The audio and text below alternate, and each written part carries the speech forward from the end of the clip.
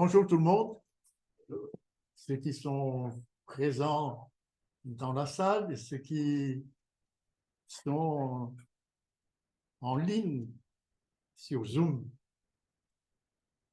Vous me voyez maintenant un peu mieux puisque lorsque j'étais ici il y a quelques semaines avec des douleurs très très fortes, avec un œil gonflé, on ne pouvait pas voir, on ne peut pas réfléchir convenablement, on ne peut pas lire,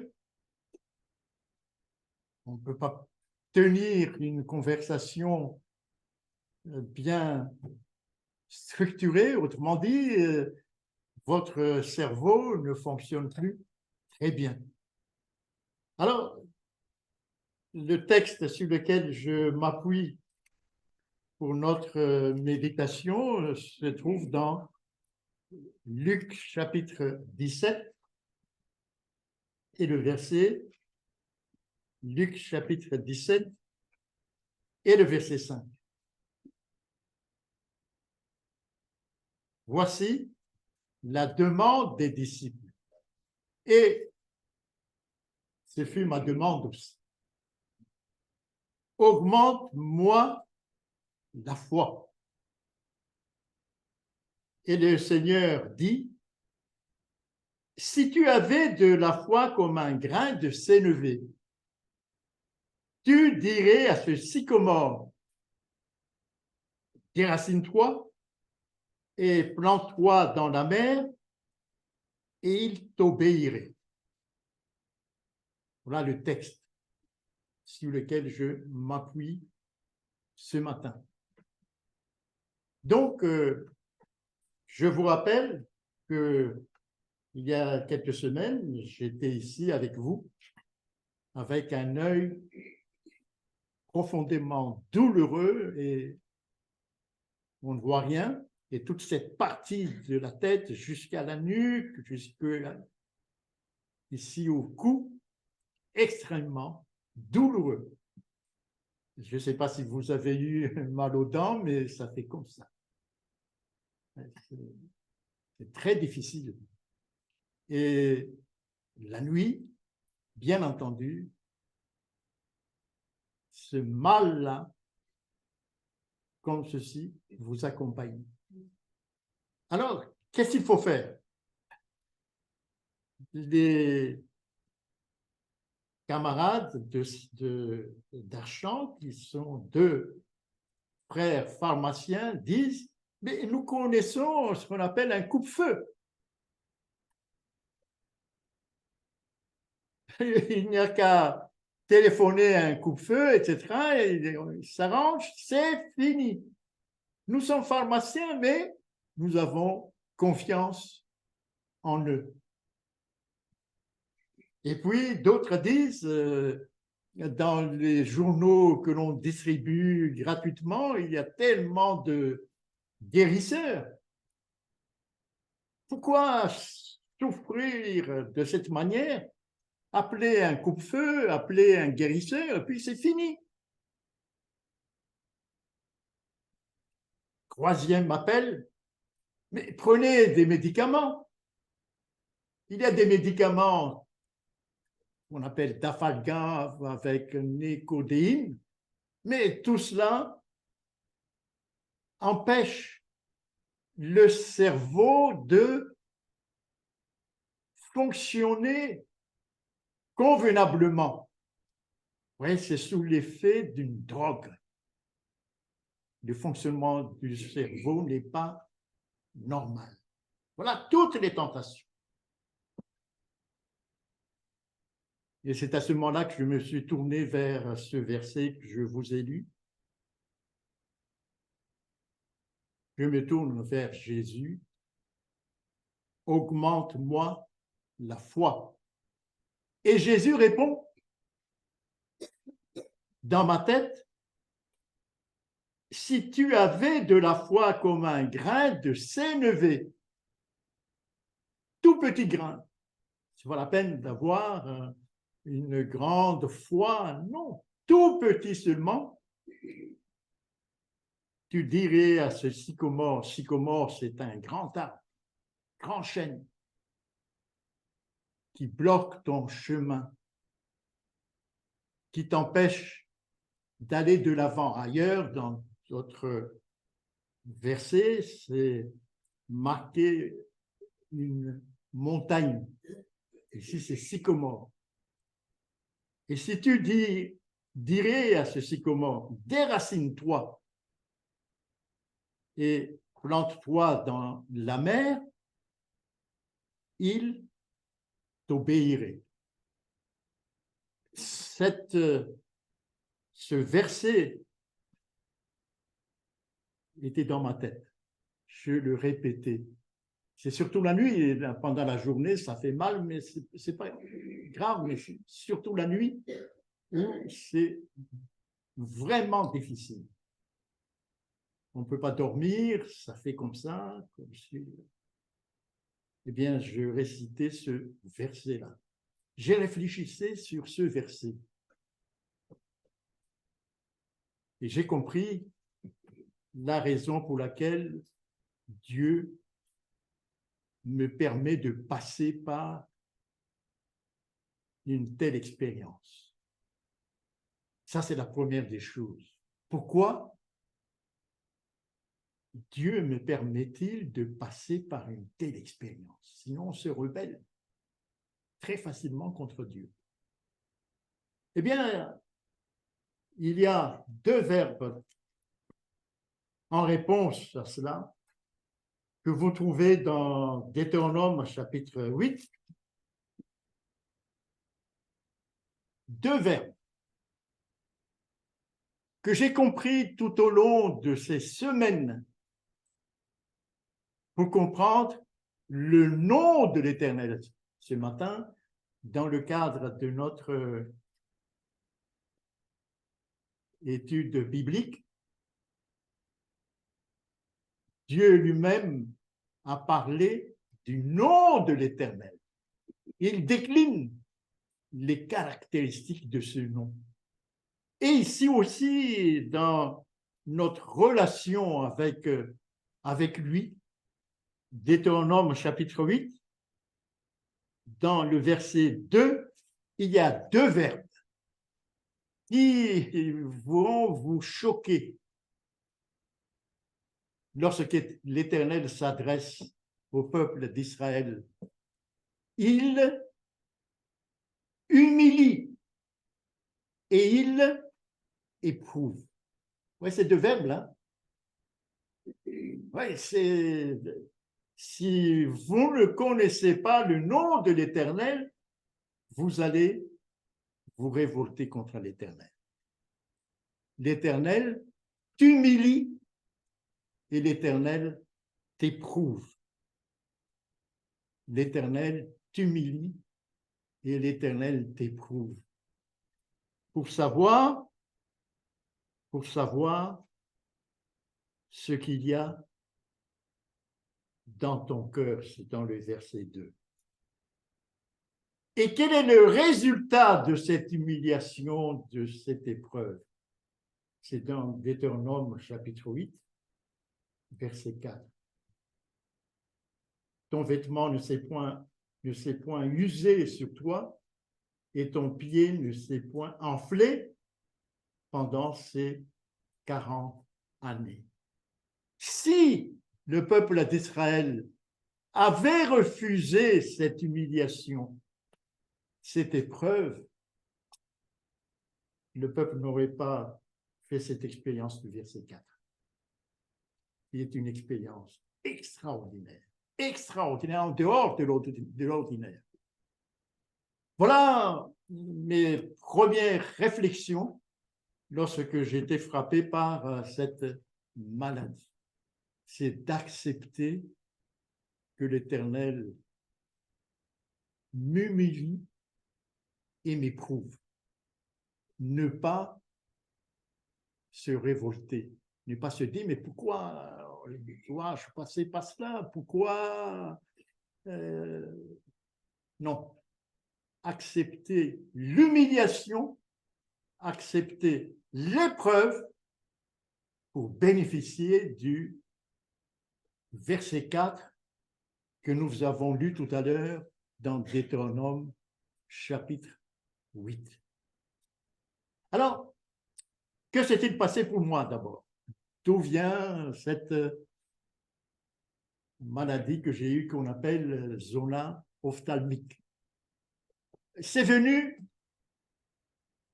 j'allais dire en une seconde comme cela. J'étais en train de préparer un article réservé à un site qui n'accepte que des, entre guillemets, des universitaires, et les sujets qu'ils acceptent sur la théologie, bref, c'est réservé. Un tout petit peu comme YouTube, mais YouTube, c'est des vidéos ici, ce sont des articles. Et j'ai envoyé au mois de février un article sur l'immortalité des âmes. Que dit la Bible là-dessus? Bon, j'ai envoyé et j'étais sur le point d'envoyer un article sur ce sujet qui se trouve dans Matthieu chapitre 24. En somme, c'est sur la notion de la fin des temps. Mais c'est sur ce sujet, le verset 15, Matthieu chapitre 24, verset 15, l'abomination de la désolation. J'ai voulu transmettre cela à ces gens-là qui passent leur temps à discutailler sur des sujets, ils ne perçoivent pas le vrai message de la Bible. J'écris le titre et j'allais commencer et immédiatement, je suis frappé d'aveuglement. Autrement dit, il y a quelque chose qui m'a empêché d'aller plus loin. J'ai compris immédiatement le message envoyé. Ne va pas plus loin. Ne va pas plus loin. Si tu vas écrire ce sujet sur l'abomination de la désolation.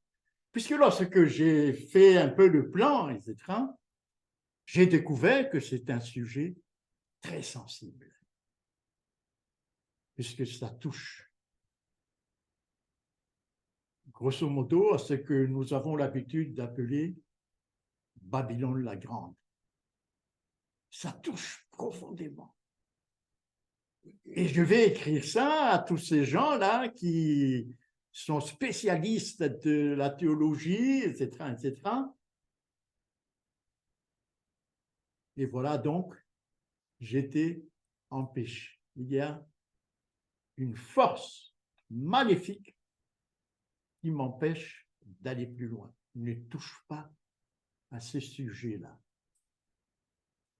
Je ne pouvais plus voir. Je ne pouvais plus réfléchir convenablement. Même maintenant, je ne peux pas réfléchir d'une manière précise. Ce n'est pas comme auparavant. Il y a des séquelles que j'espère disparaître. Et j'ai pensé que cette expérience, ce fut aussi celle d'Ellen White. Je ne sais pas si vous connaissez son histoire. Juste tout à fait au début de son ministère, elle est allée dans une petite commune pour visiter des membres dispersés après l'expérience de 1844. Et puis, il n'y avait pas d'église. Les membres se sont réunis dans une école. Mais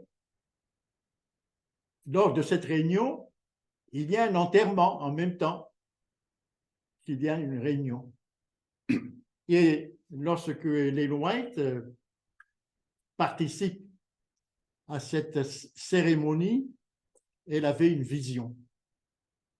Et le service d'enterrement attend que sa vision se termine pour continuer le service.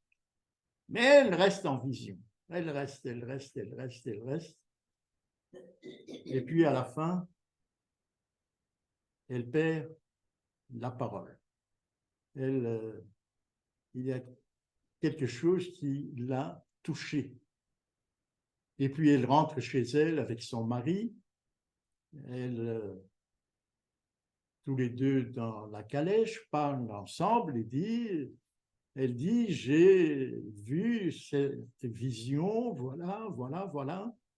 Et je ne peux pas aller plus loin puisque je ne peux pas réfléchir plus loin.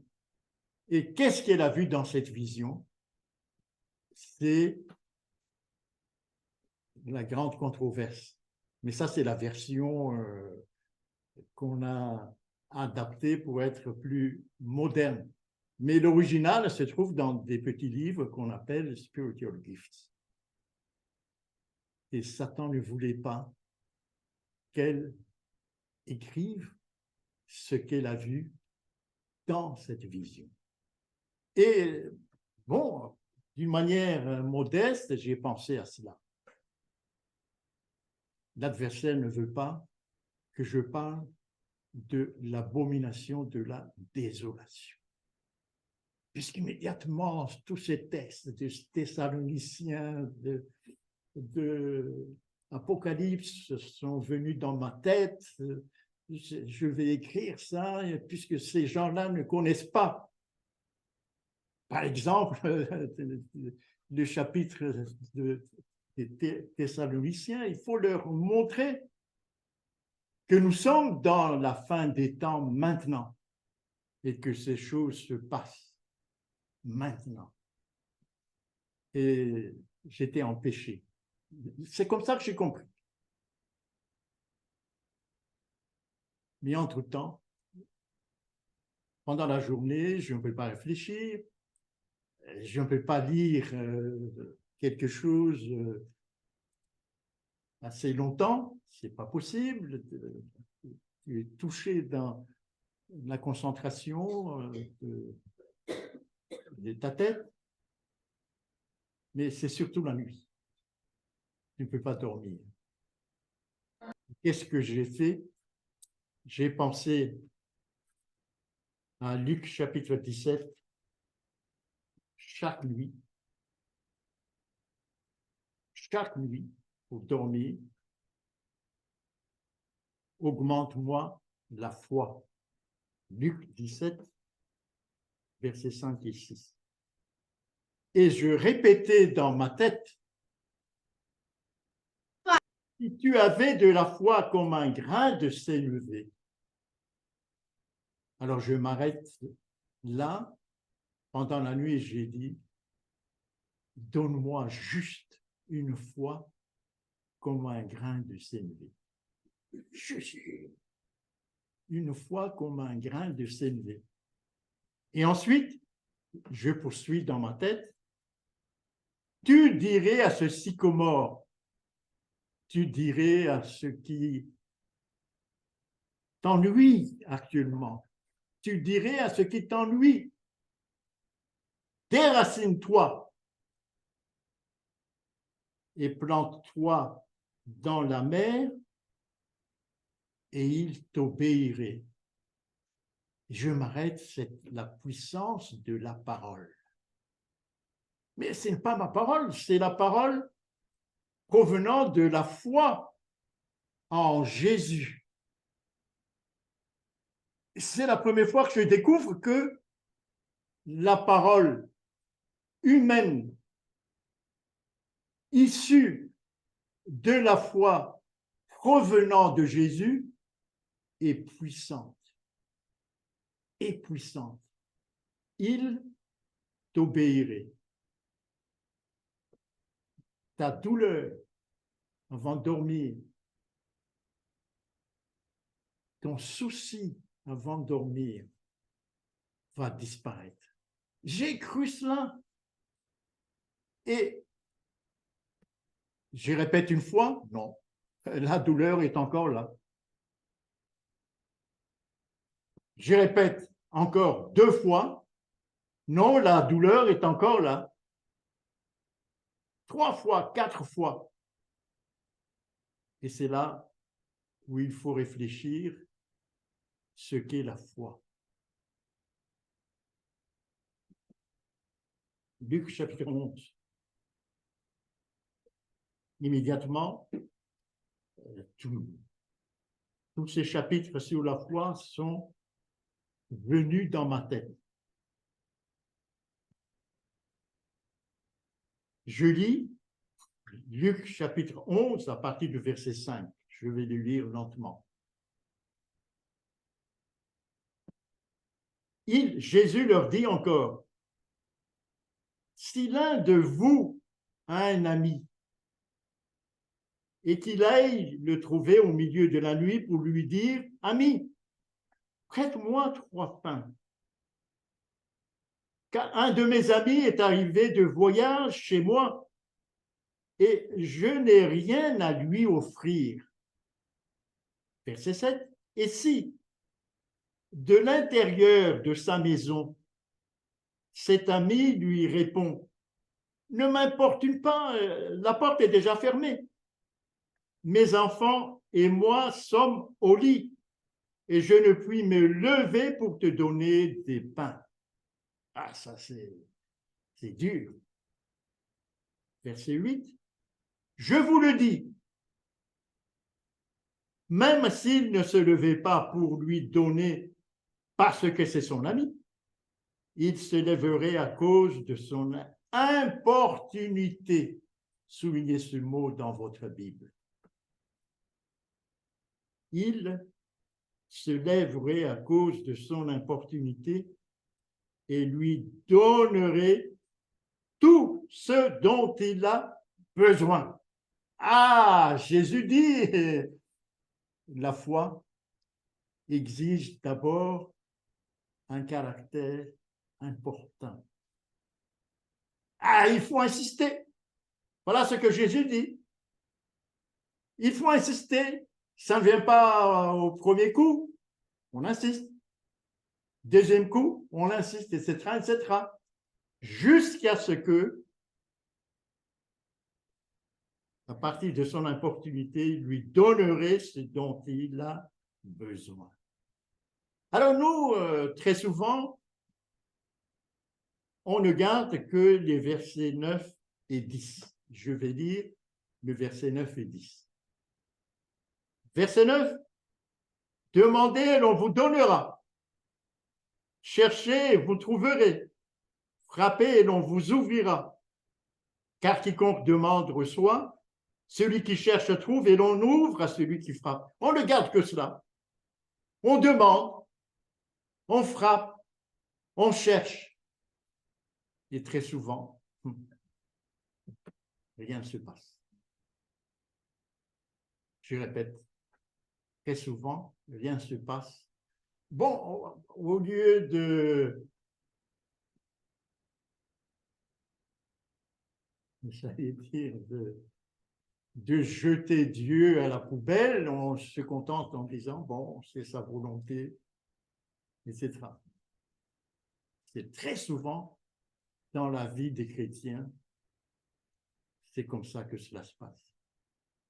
Malheureusement, ces versets 8 et 9 sont précédés par cette parabole de Jésus. Il faut être important. Il faut importuner Dieu et insister. Voilà ce que cela veut dire. L'histoire que nous venons de lire est tellement claire. C'est au milieu de la nuit, tu insistes, insistes, insistes, insistes, insistes. Et après, tourne-toi vers le verset 9, demande et l'on te donnera. Cherche et tu trouveras. Frappe et l'on t'ouvrira.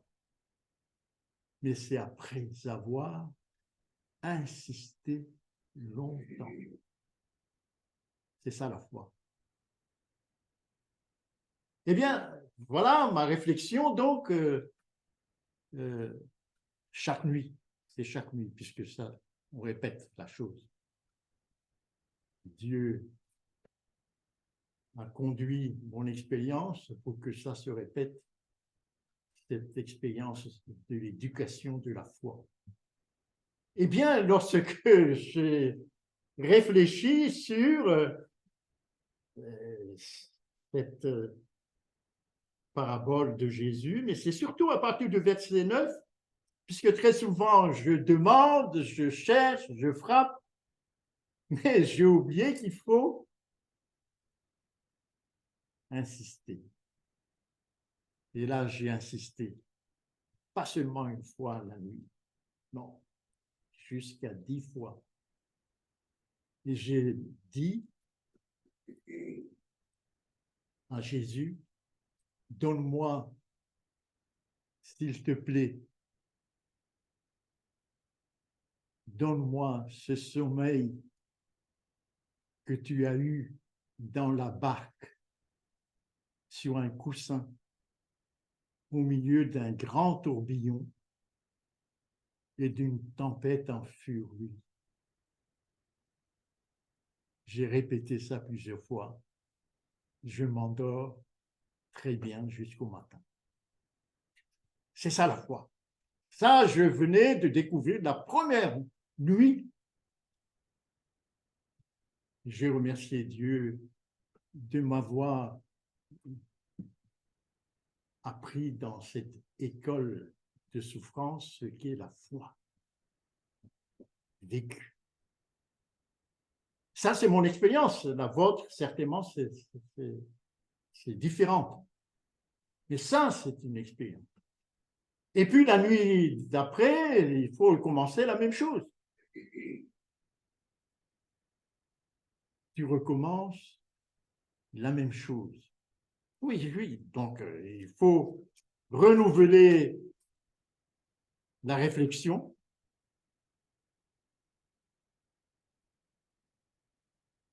Et dans mon souvenir, je tombe sur Luc chapitre 18. De nouveau, Jésus raconte une parabole. Il raconte toujours une parabole pour transmettre une leçon. On va dire ensemble. Jésus leur adressa une parabole pour montrer, voilà le but de Jésus, pour montrer quoi? Pour montrer qu'il faut toujours prier, non pas une fois, etc., toujours importuner, insister et ne point se relâcher. Voilà l'idée de cette parabole. Voilà l'idée. Ne jamais se relâcher sur le même sujet. Et il raconte, on va lire ensemble, il y avait dans une ville un juge qui ne craignait point Dieu et qui n'avait d'égard pour personne. Il y avait aussi dans cette ville une veuve qui venait lui dire « Fais-moi justice de ma partie adverse ». C'est une veuve. Et en général, les juges sont corrompus. Probablement, cette veuve n'avait pas suffisamment d'argent pour donner au juge. Le verset 4, pendant longtemps, vous voyez, attention, longtemps, il refusa. Demandez, cette pauvre veuve a insisté pendant longtemps. Comprenez bien cette expression, pendant longtemps. Mais ensuite, il dit en lui-même, quoique je ne craigne point Dieu et que je n'ai d'égard pour personne, néanmoins, parce que cette veuve m'importune, on retrouve le même verbe. que dans Luc chapitre 11. Je lui ferai justice afin qu'elle ne vienne pas sans cesse me rompre la tête. Autrement dit, me déranger constamment. Il faut le déranger. Il faut déranger. Il faut oser déranger. Et le Seigneur, verset 6, ajouta, entendez ce que dit le juge inique. Le verset 7, et Dieu ne fera-t-il pas justice à ses élus qui crient à lui jour et nuit, et tardera-t-il à leur égard? Et le verset 8, qui nous concerne tout particulièrement, je vous le dis, il leur fera promptement justice, mais quand le Fils de l'homme viendra, trouvera-t-il la foi sur la terre? J'ai réfléchi sur cette parabole. Et j'ai dit à Jésus, augmente ma foi pour affronter le temps de la fin. Car immédiatement, cette citation que je vous ai montrée ici est venue dans ma tête. L'épreuve sera très courte, mais terrible. Une citation que je vous ai donnée dans les PowerPoint ces dernières semaines. L'épreuve sera très courte, mais terrible. Ah, il faut par conséquent déjà nous préparer maintenant pour affronter cette épreuve courte, mais terrible, qui est devant nous. Il faut par conséquent que notre éducation par la foi soit effective, j'allais dire journalière, pour que nous puissions tenir le coup lorsque cet événement viendra devant nous. Elle sera courte, puisque Dieu, nous l'a dit plusieurs fois dans la Bible, tiendra les choses en main, mais terrible. Il faut donc que notre foi soit bien assise, bien développée, une confiance qui s'appuie sur un passé d'importunité, un passé d'importunité. Je répète encore, un passé d'importunité vis-à-vis de Dieu et de Jésus. Il faut oser le déranger. Et ça, c'est dur. Eh bien, dans mon expérience, ça s'est répété nuit après nuit.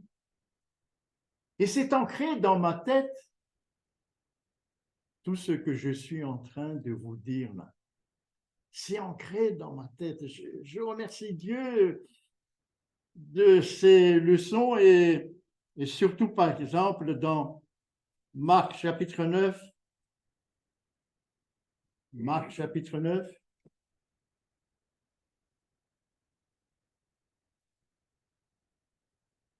Marc chapitre 9, je ne sais pas. Et le verset 23, oui, c'est ça, Marc chapitre 9, verset 23, il est dit,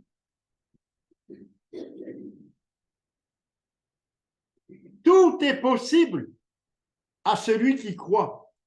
Retenez bien cette parole de Jésus. Tout. Ce n'est pas juste quelque chose qu'il accepte. Non. Tout est possible. Tout est possible à celui qui croit. Mais il faut apprendre à croire. Et tout ce que nous avons raconté tout à l'heure nous montre ce que cela veut dire avoir la foi, croire. Tout est possible à celui qui croit. Oui, donc chaque nuit, c'est ainsi que je faisais l'expérience. Trouver un sommeil comme celui de Jésus. Dans la barque, sur un coussin, au milieu d'un grand tourbillon et d'une tempête en furie. Il dormait.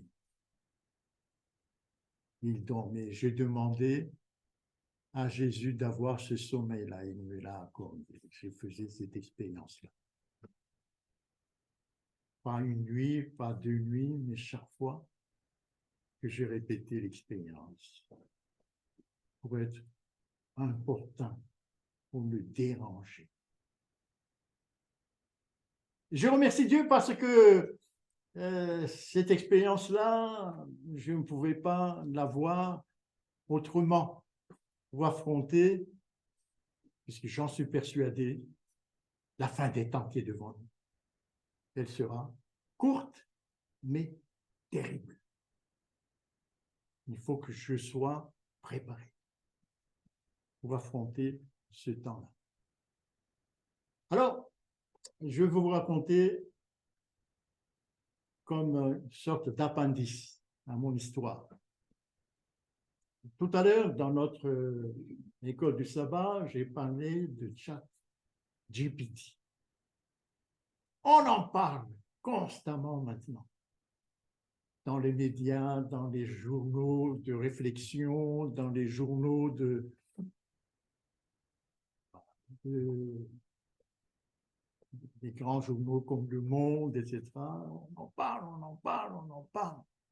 Alors, c'est une technologie qui a pris naissance il y a juste quelques mois.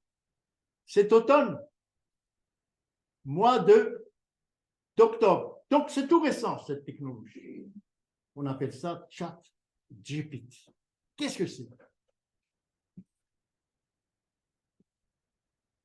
Donc, rapidement, c'est un appendice à ce que j'ai raconté il y a un instant. C'est une technologie bâtie sur ce qu'on appelle l'intelligence artificielle. L'intelligence artificielle, c'est une intelligence qui imite le fonctionnement du cerveau humain pour apprendre et ensuite pour résoudre des problèmes. C'est exactement ce que les spécialistes de l'intelligence artificielle ont voulu faire. Juste un exemple. J'ai une petite fille de 4 ans. J'aime bien lui apprendre à lire. Alors, je lui montre la lettre B. B, tu vois le ventre là est devant. B. Et si tu mets cette lettre à côté de lui, les deux vont se lire bas. Répète. Bas, bas. Donc, je suis en train de lui apprendre quelque chose dans son cerveau. Vous voyez? Dans ChatGPT, c'est exactement la même chose. On apprend à ChatGPT quelque chose à apprendre. Et ensuite, j'ai dit à ma petite fille, cette lettre, c'est un D. Tu vois, le ventre est devant là maintenant. C'est un D. Ce n'est pas comme le B. Pour B, c'est devant ici, c'est derrière.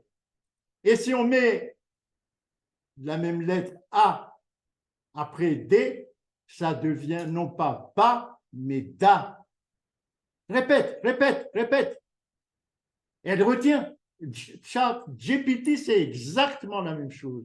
On lui donne des choses à apprendre.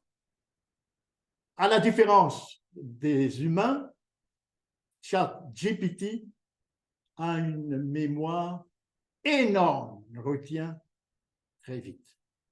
Et puis on bourre dans son crâne, ChatGPT, des informations, des informations, des informations, des informations, à tel point que ChatGPT est capable de résoudre un problème de mathématiques pour les candidats à l'école polytechnique à Paris, qui doivent mettre 6 heures pour trouver la solution. Et ChatGPT, avec ce cerveau, cette mémoire qu'on lui a donnée et que ne possède pas l'humain, ou ma petite fille de 4 ans ne possède pas une telle mémoire. Au bout de quelque temps, elle oublie ce qu'elle a appris, etc. ChatGPT, non. Devant un problème pour 6 heures à résoudre, ChatGPT met quelques minutes et trouve la solution. Problème de Polytechnique. J'ai subi ces problèmes dans ce que j'ai subi le concours d'entrée à Polytechnique. C'est énorme. Mais là, vous souffrez. Hein? 6 heures, vous devez rester là. ChatGPT actuellement met quelques secondes et résout le problème. Alors maintenant, je vous ai dit qu'il y a juste quelques mois que cette technologie est sortie. Et immédiatement,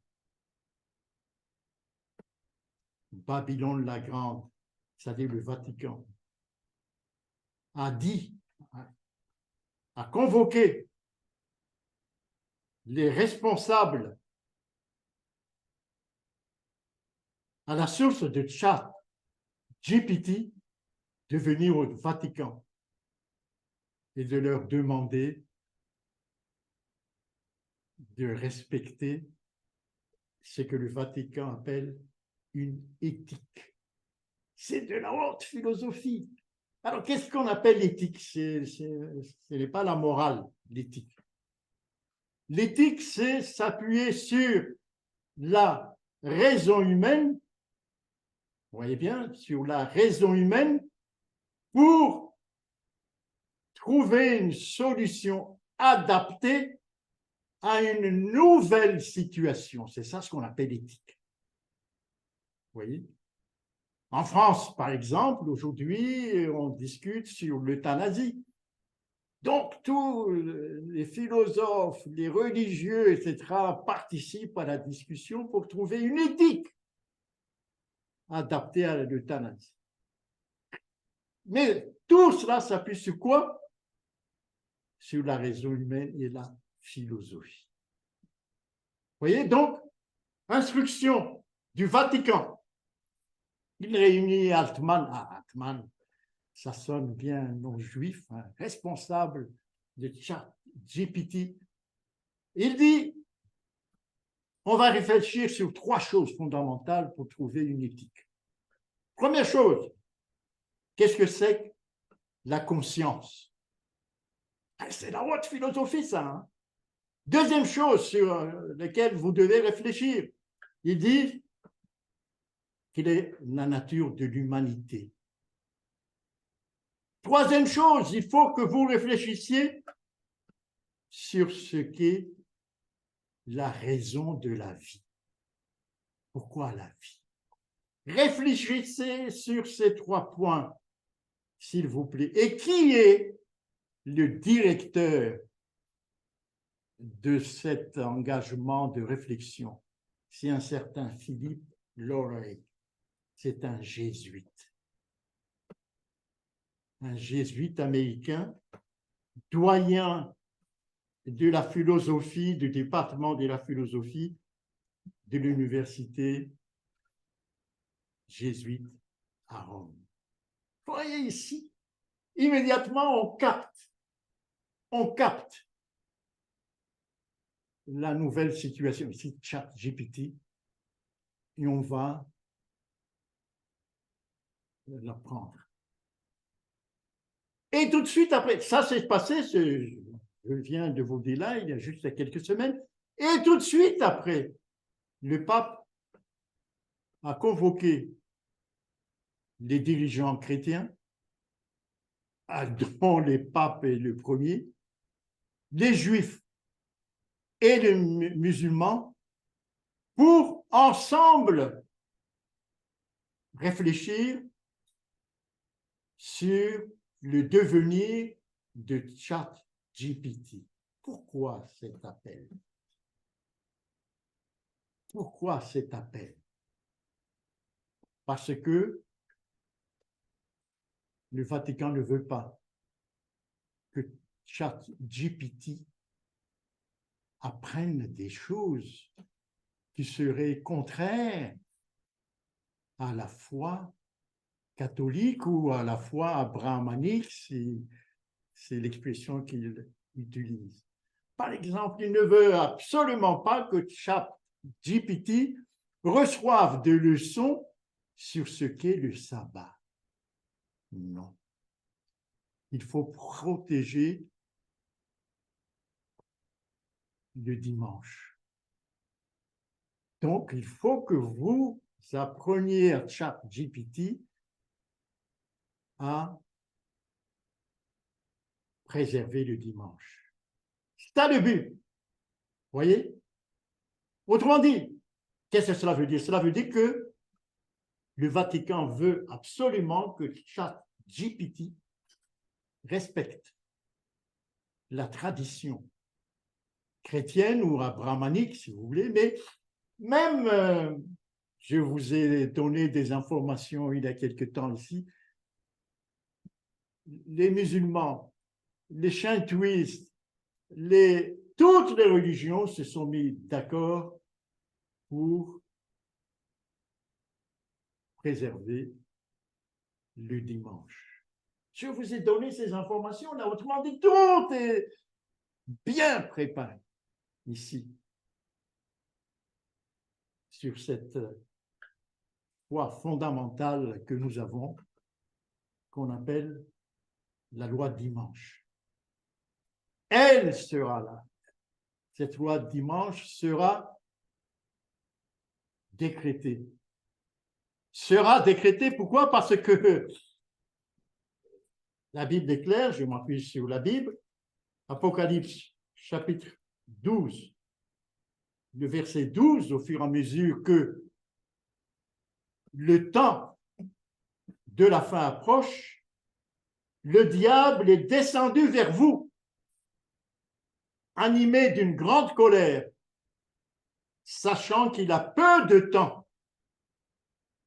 Et là, le diable est en train de coiffer en quelque sorte Babylone la Grande, le Vatican, pour se manifester. Je n'invente rien, dans Apocalypse chapitre 13, que dit Apocalypse chapitre 13? Le dragon, c'est-à-dire Apocalypse chapitre 13, le verset 2, le dragon, c'est-à-dire Satan, c'est défini dans Apocalypse chapitre 12 ce qu'est le dragon, c'est Apocalypse chapitre 12, le verset 9. Satan lui donna, c'est-à-dire au Vatican, quoi? Sa puissance, ensuite son trône, ensuite une grande autorité. Maintenant, c'est entre ses mains ChatGPT pour séduire les humains. ChatGPT est inventé pour séduire les humains.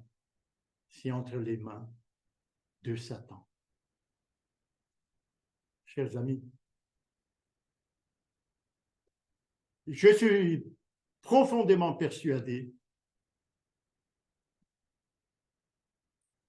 que ce que nous devons apprendre, développer aujourd'hui, c'est une foi, la vraie foi. Luc chapitre 18, Luc chapitre 18, Luc chapitre 18, le verset 8, quand le Fils de l'homme viendra, trouvera-t-il la foi sur la terre? Ça, c'est une déclaration générale. Mais pour chacun d'entre nous, il faut que nous développions une foi personnelle pour affronter pour affronter ce qui va être devant nous. Et deuxièmement, deuxième conclusion, c'est que Satan dirige tout maintenant. Dirige tout. Je répète, Satan dirige tout. Que devons-nous faire? C'est de tenir la main de Jésus et marcher comme il a marché et suivre l'agneau partout où il va en tenant la main de Jésus. Sinon, nous risquons d'être emportés par de séducteurs. Que Dieu vous garde. Amen.